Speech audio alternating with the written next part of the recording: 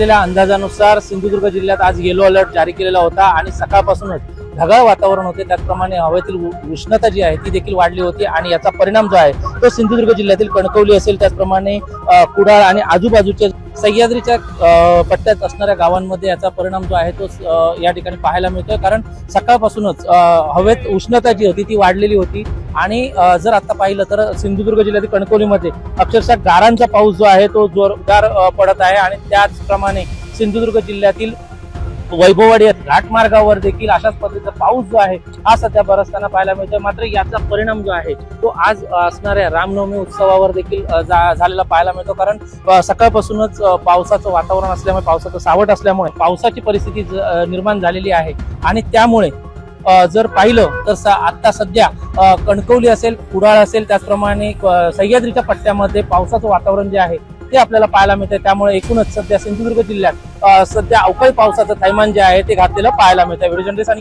Vishal Revdekar, LS Marathi, Sindhudurg.